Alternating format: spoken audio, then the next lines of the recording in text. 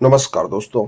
Voice of Jaisalmer में आपका बहुत बहुत स्वागत है। मित्रों, मैं जो दृश्य आपको दिखाने का प्रयास कर रहा हूँ, ये जैसलमेर की कलात्मक छतरियाँ हैं। इसके अलग अलग रूप है, इनका अपना एक इतिहास है, इनकी छतों की बनावट अपनी अपनी एक अलग है। वह समय था जब किसी प्रकार की कोई शिक्षा, आर्किटेक्चर नहीं हुआ करते थे, लेकिन वह परंपरागत हमारी व्यवस्थाएं चलती थी। ठीक आप जो छतरी देख रहे हैं, इसमें इसका एक धार्मिक महत्व है। यह किसी संत की यादगार में बनाया गया। इसकी छत की बनावट देखिए आप, छोटे छोटे पत्थरों को कलात्मक फूलों के साथ जोड़ करके बनाया जाता। इसकी मजबूती का ख्याल किया गया है। द्वार के ऊपर की छत का एक अपना महत्व होता था। जैसी स्थिति, जैसा छत, उस तरह का एक आर्किटेक्चर पैमाना उस समय का अपना हुआ करता था। चूंकि दोस्तों, मैं ये क्यों दृश्य दिखाने का प्रयास कर रहा हूँ, निर्माण आज भी हो रहे हैं, कलात्मक छतरियां आज भी बन रही हैं, द्वार भी बन रहे हैं, छतें भी बन रही हैं। लेकिन जो छतरी, उसके पिलर, उसका महत्व, वह किस किनारे पे बनी हुई है, पानी के किनारे बनी हुई है, वह किस तरह की है, उसको कितनी साइज देनी है, वहां पर स्मारक में कितनी नीचे उनकी छतरियों के नीचे कितने लोगों के नाम के द्वारा बनाई जा रही है, या उस पत्थरों के अंदर किस तरह का महत्व दिया जाए, उस छतरी की विशेषता क्या रखी जाए, सब बातों का ख्याल किया जाता था। पत्थर विशेष खदानों से लाया जाता था।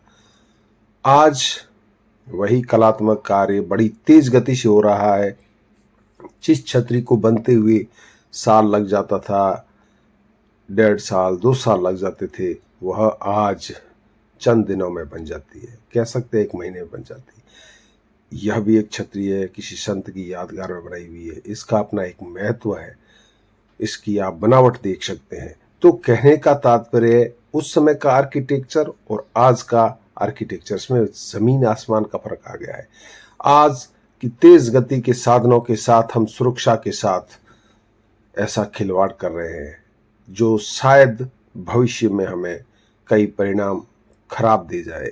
यह पार्क में बनती हुई वह छतरियां हैं, शहरवासियों के लिए है, पर्यटकों के लिए है, सुंदरता का अपना एक आभास कराती है। लेकिन बनावट इसकी ठीक है, लेकिन इसकी जो छतें हैं, उस छतों में सीधी पट्टियां लगाई गई है, जो कि सामान्यतः किसी एक बारादरी में लगाई जाती है, या किसी हम जो कमरा बनता है, एक भवन बनता है, उसमें इसमें ऐसा प्रयोग किया जाना शायद सही नहीं है। ये बारादरी है, इसमें सीधी पट्टियां लगना जायज बात है। इस तरह की बारादरियां पहले हमारे शहर की चारों ओर हुआ करती थी। बारादरी का यानी कि जिसके 12 दरवाजे, इसमें तो 12 दरवाजे नहीं है, लेकिन पहले हुआ करते थे, तो उसमें सीधी छत होती थी। लेकिन यह छतरियां तो बिल्कुल उसी तरह की बनाई जा रही है, उसी एक नियमों के, देखा जाए तो बनाने का तरीका वही है।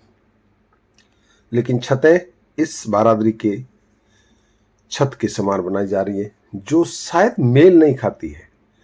तो आधुनिकता में जहां जहां आदमी विकास कर रहा है, उसी के साथ अपनी मन मुताबिक वह कार्रवाइयां कर रहा है इस वास्तुकला के साथ, जो शायद भविष्य में हमें दुखद परिणाम दे।